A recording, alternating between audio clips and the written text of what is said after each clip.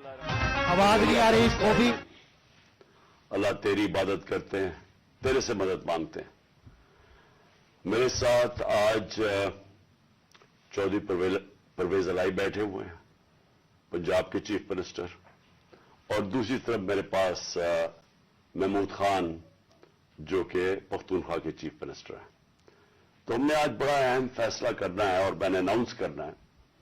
तो मैं ये चाहता था कि आज मैं अपनी कौम के सामने पहले ये रखूं कि हम इस स्टेज पे पहुंचे कैसे हैं, कि हम सिटिंग गवर्नमेंट्स हैं, हमारी अपनी गवर्नमेंट्स हैं, हमारा अपना राज है यहां, लेकिन हम क्यों इस नतीजे पे पहुंचे हैं कि हम समझते हैं कि अगर हमें अपनी गवर्नमेंट्स भी कुर्बान करनी पड़े इस मुल्क के अंदर, जब तक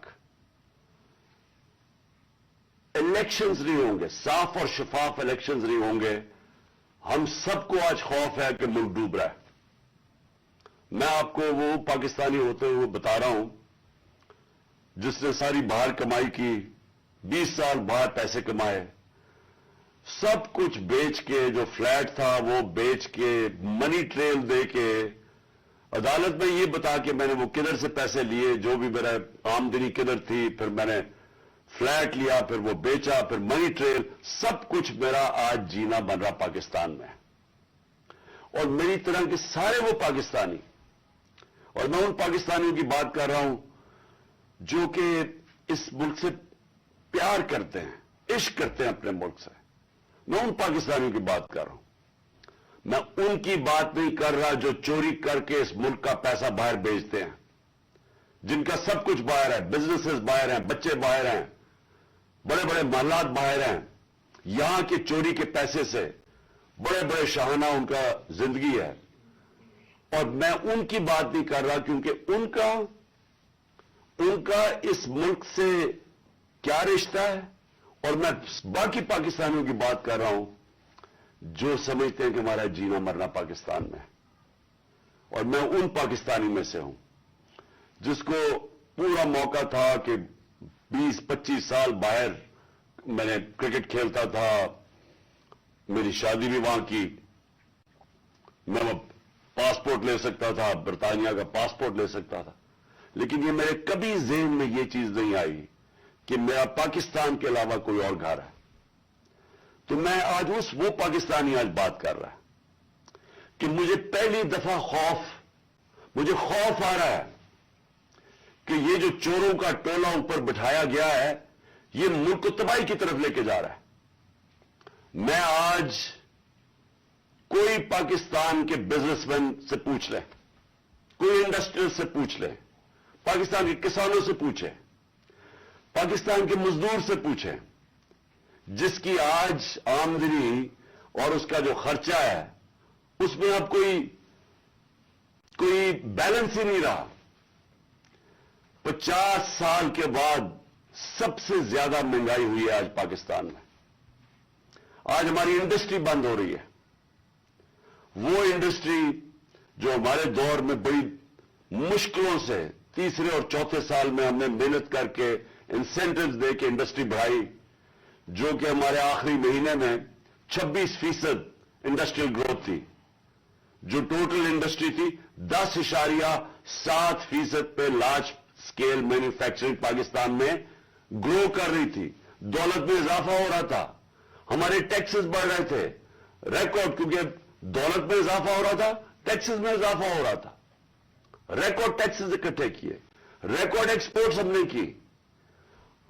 मुझे फख्र है कि मैंने अपने किसानों की मदद की, 4.5% पे हमारा ज़राअत के अंदर ग्रोथ हुई, इजाफा हुआ, हमारी 4 फसलें 2 साल रिकॉर्ड फसलें हुई पाकिस्तान में, तो हमने किसानों की मदद की।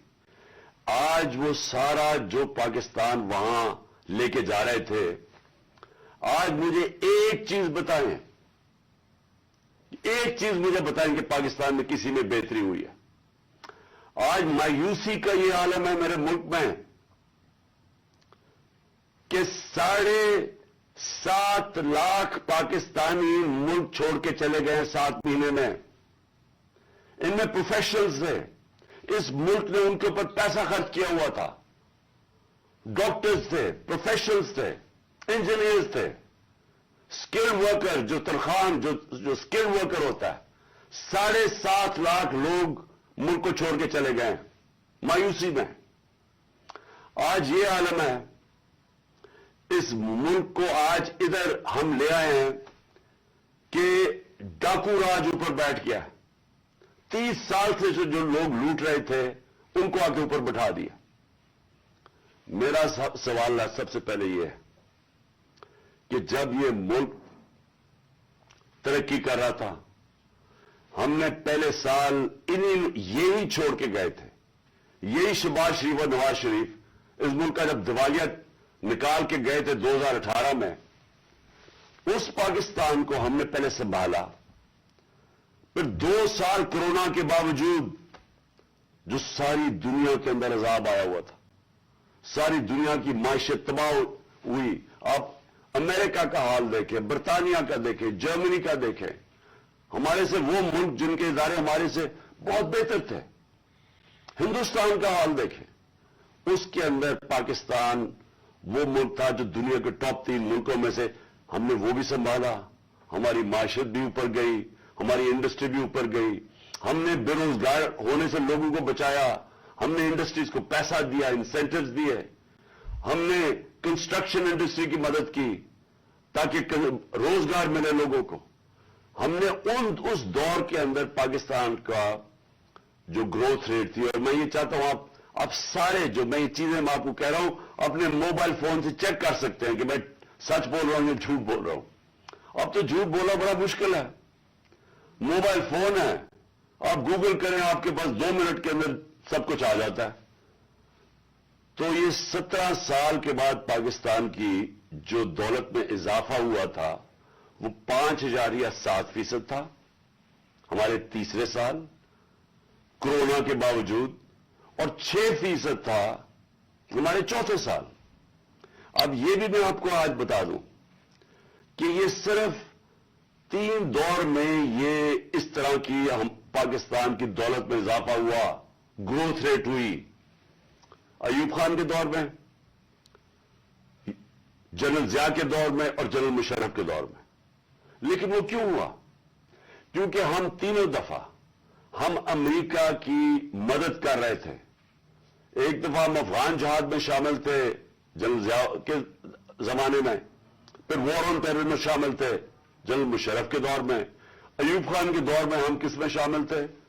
सीटों और सेंटों में उनके साथ मिले हुए थे जबकि कोल्ड वॉर हो रही थी। अमेरिकन डॉलर आ रहे थे पाकिस्तान में, तब उनकी ये ग्रोथ रेट हुई थी। हम, और मुझे फख्र है इस चीज का कि उसके बावजूद कि हमारे पास कोई अमेरिकन डॉलर्स नहीं आ रहे थे, हमने अपनी इकोनॉमी को उठाया, और ये जो 17 साल के बाद बेहतरीन हमारी इकोनॉमी उठ रही थी। तो मेरा आज सवाल यह है, कौन जिम्मेदार था इस रिजीम चेंज का? आप सारे मेरी आज बात गौर से सुने। जब आपकी माशरत बढ़ रही थी, क्या वजह थी कि इस गवर्नमेंट को गिरा के और इन चोरों के टोलों के ऊपर बिठाया गया? कौन इसका जिम्मेदार था? कौन जवाब देगा कि आज वो इकोनॉमी जो हमारी ऊपर जा रही थी, उसकी जगह आज पाकिस्तान के वो हालात हैं जो बाहर की दुनिया कह रही है। भूलें जो पाकिस्तान के अंदर लोग क्या कह रहे हैं।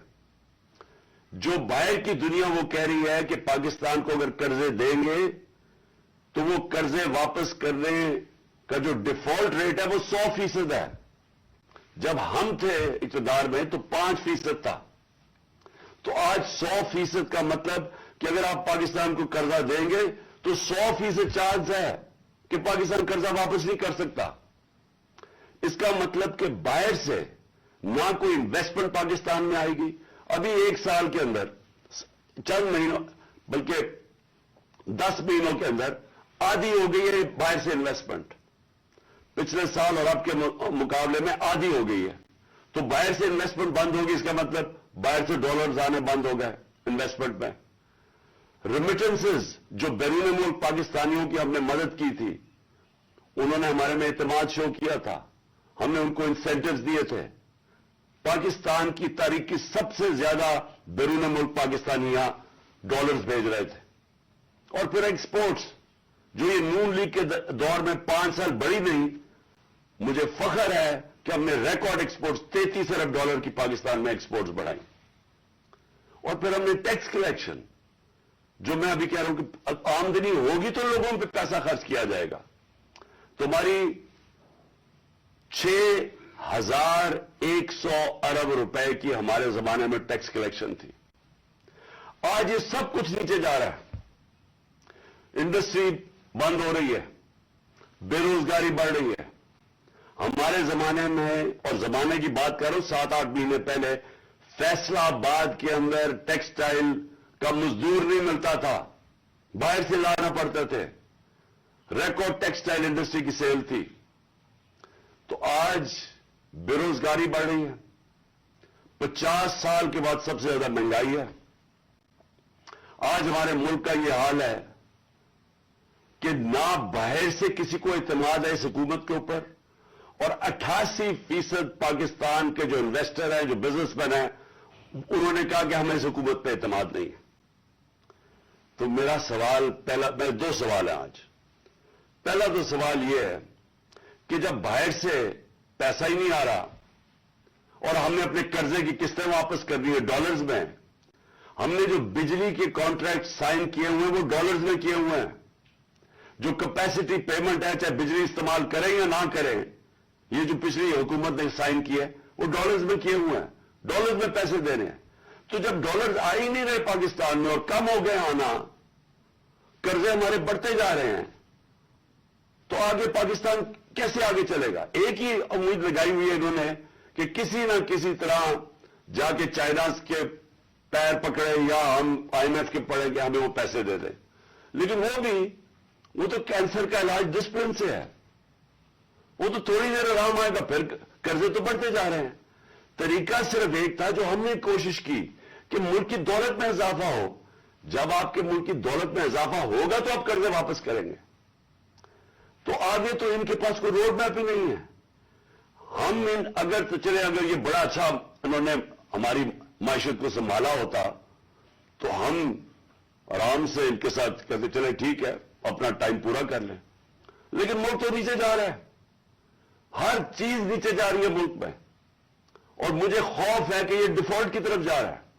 यानी अभी भी हम हमारी एलसीज पेमेंट नहीं कर रहे हैं, अभी भी हम पैसे जो बाहर के हमारे जो अपने लाइबिलिटीज है, अभी तक हम अब वो भी पैसे नहीं दे रहे। तो सवाल ये है कि इनके पास क्या रोड मैप है? कोई रोड मैप नहीं है। ये सिर्फ एक चीज ये चाहते हैं कि किसी न किसी तरह इलेक्शन को डिले करें। इसलिए नहीं कि इन्होंने मायशत को उठा देना है, ये इसलिए डिले करना चाहते हैं कि ये खौफजदा हैं इलेक्शन से। इनको डर लगा हुआ है कि जब भी इलेक्शन होंगे इन्होंने हार जाना है, तो अपने आप को बचाने के लिए ये मुल्क को तबाह कर रहे हैं। क्योंकि इन्होंने इलेक्शन में हार जाना है, इसलिए ये इलेक्शन नहीं कर रहे और ये इलेक्शन डिले करेंगे। और मैं ये समझता हूं कि ये अक्टूबर में भी नहीं इलेक्शन करवाएंगे। कोई ना कोई इलेक्शन कमीशन इनके साथ मिला हुआ है, एक बड़ा बददियानतदार आदमी है, वो इनके साथ मिला हुआ है, और वो इनको तरीके से बताएगा कि कैसे इलेक्शन डिले किया जा सकता है। इसी इलेक्शन कमीशन ने जब सुप्रीम कोर्ट जब गए सुप्रीम कोर्ट में, जब हमारी गवर्नमेंट गिरा रहे थे ये, तो इसी सुप्रीम कोर्ट के पास जब हम गए तो वो मान गए थे कि इलेक्शन हमने कहा इलेक्शन करवा दो, वो मान गए थे। इस इलेक्शन कमीशन ने वहां जाके कहा कि जी मैं 7 महीने तक इलेक्शन नहीं करवा सकता, और उसकी बेसिस पे इलेक्शन नहीं हुए।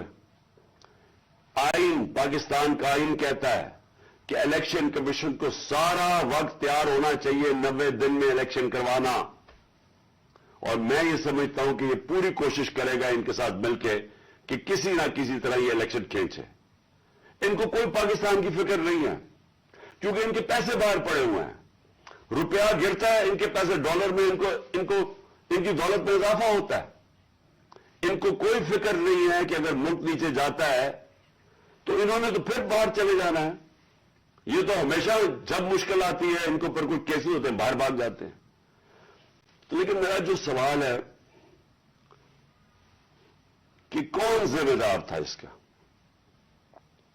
کس نے ایک چلتی ہوئی حکومت جو اچھی بلی جو میں خود آپ کو بتا رہا ہوں، اور یہ آپ اکنامک سروے آف پاکستان میں دیکھ سکتے ہیں کہ ہماری پرفارمنس کیا تھی. میں نہیں اگر کہہ رہا تو آپ خود دیکھ سکتے ہیں. اس حکومت کو سازش کر کے بیرونی سازش کا حصہ بن کے کون ذمہ دار ہے اس کا؟ اس کا ایک آدمی ذمہ دار ہے، اس کا نام ہے جنرل باجوہ. میں اس کے خلاف اس لیے نہیں بات کرتا تھا، آرمی چیف تھے. آرمی چیف کے خلاف آپ کیوں نہیں بات کر سکتے؟ کیونکہ فوج کے اوپر فوج کو برا نام نہ آئے. ہم سب سمجھتے ہیں کہ اس ملک کو جو میری طرح کے لوگ آزاد ذہن کے لوگ ہیں، ہم تو اپنی فوج کو چاہتے ہیں مضبوط ہو. ہماری تو ساری پوری کوشش ہے کہ مضبوط فوج ہو تاکہ ہم آزاد ملک رہ سکیں.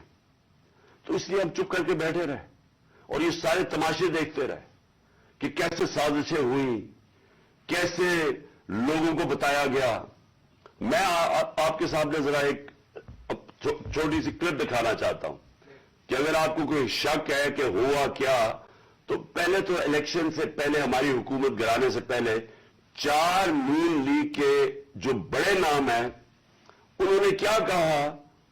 ان سے جب پوچھا گیا کہ جناب آپ نو کانفیڈنس موشن کامیاب ہو سکتی ہے اسٹیبلشمنٹ کے بغیر، اور یہ انہوں نے کہا ذرا یہ سب اب میں چاہتا ہوں پہلے سب دیکھیں.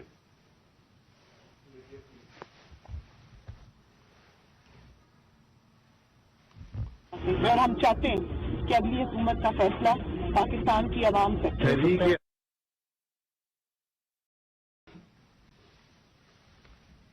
مجھے بتانے کا واپس نہیں ہے. کوئی ڈیل کر کے اقتدار نہیں چاہتے پاکستان میں.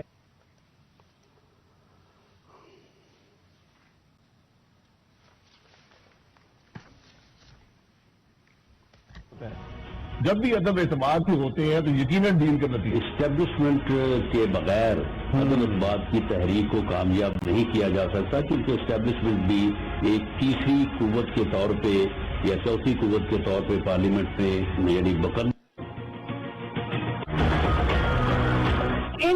ان تو جن کی وجہ سے ہوتا ہے، جن کی مدد سے ہوتا ہے، ہم ان کی مدد نہیں لینا چاہتے. اور ہم چاہتے ہیں کہ اگلی حکومت کا فیصلہ انہوں نے کل کیا کہا ذرا پہلے یہ بھی سن لیں دوسرا کلپ تاکہ آپ کو پتہ چل جائے کہ ہوا کیا اس ملک کے ساتھ.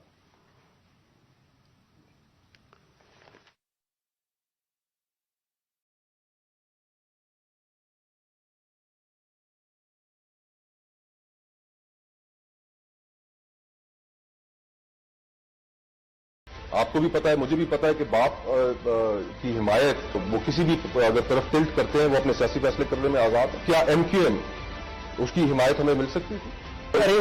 سارا ہوا یہ پولیٹیکل پارٹی سے خود مینج کیا آپ کے خیال میں؟ بہت زیادہ خود مینج کیا، بہت زیادہ خود بھی مینج کیا، لیکن تھوڑا سا گڑ کے اندر میٹھے کے اندر تھوڑی سی اور شامل ہو گیا پھر کیا. پھر اس کے بعد جو سیاسی مخالفین کے اوپر تشدد آج کل کے دور میں جو ہو رہا ہے اس میں ہم ماؤتھ پیس بنے ہوئے ہیں.